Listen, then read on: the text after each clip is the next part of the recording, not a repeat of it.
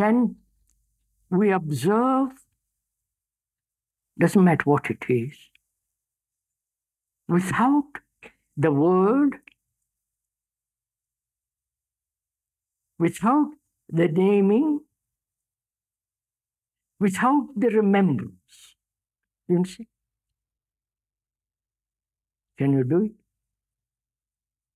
To look at your friend or your wife or your whatever it is, to observe the person without the word, my wife, my friend. We belong to the same little group. Without any of that, to observe, which is not observed through remembrance. Can you do it? Can we do that? Have you ever directly tried it? Now, as you're sitting there, and we do it together.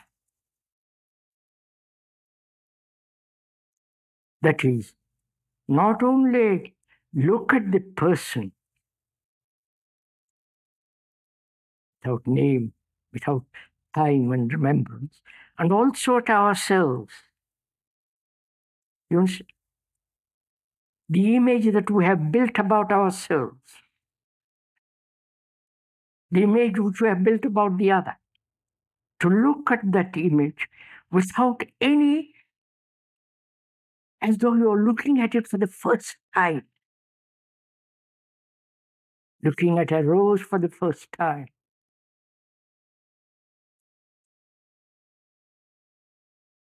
Will you do that?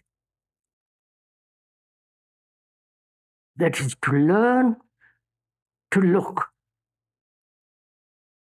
Learn to observe this quality without all the operation of thought.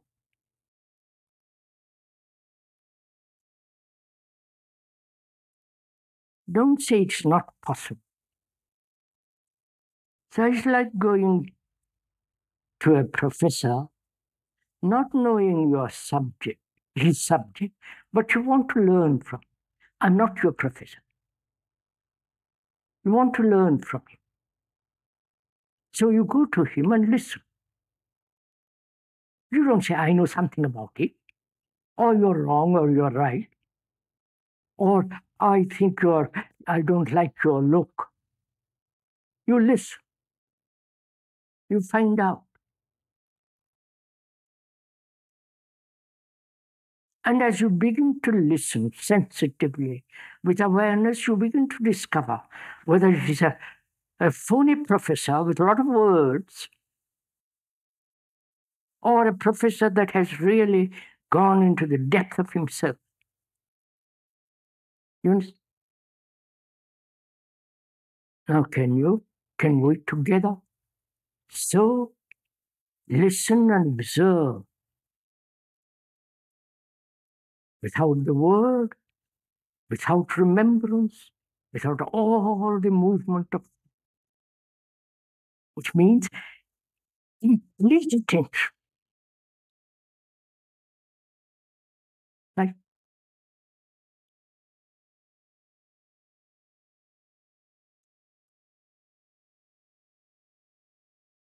attention, not from a center to attain, but attention which has no center.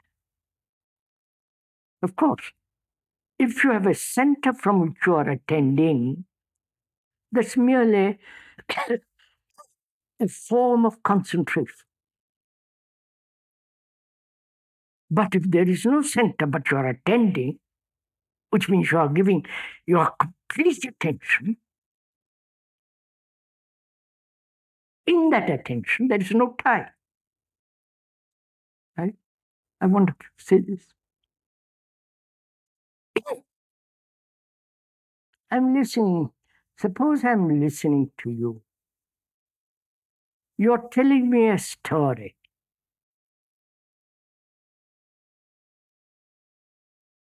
story which is a story of myself, a story of mankind. You're telling me that story, and I'm listening because I don't know anything about it.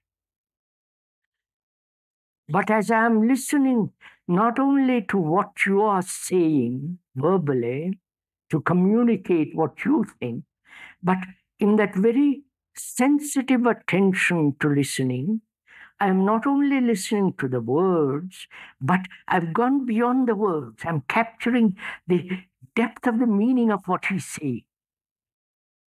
You understand? Are we doing this?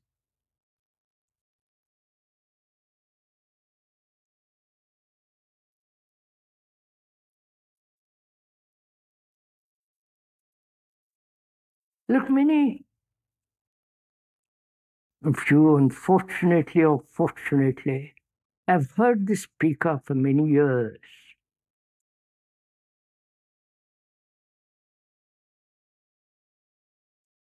And you see, this breaking the program of the brain has not come about. And you repeat that statement over a year after year. It hasn't come about. Is it because, please listen, is it because you want to attain, become, have that state of my brain in which the pattern has been broken? You follow? That is, you have listened, it has not come about, and you are hoping it will come about, which is another form of becoming. Right? So you're still in conflict. And you say, well, you brushed me aside, or say, well, I won't come here anymore because I haven't got what I want. I want that, but haven't got it. So the wanting is the becoming. Wonderful. See, the desire to be something is the beginning of conflict. And that desire is part of the programmed brain. And we are saying to break that pattern, observe without the movement of time force. Sounds very simple. But see the logic of it, the reason, the sanity of it. Not because the speaker says so, it is said. So one must exercise the capacity to be logic, rational, and know its limitation. Because rational thinking and rational observation is still part of thought. And knowing that thought is limited, be aware of that limitation and don't push it further. Because it'll still be limited however far you go. Whereas if you say, now, can I observe a rose, a flower, without the word, without the color, just look at it. That looks brings about great sensitivity, breaks down this sense of heaviness of the brain.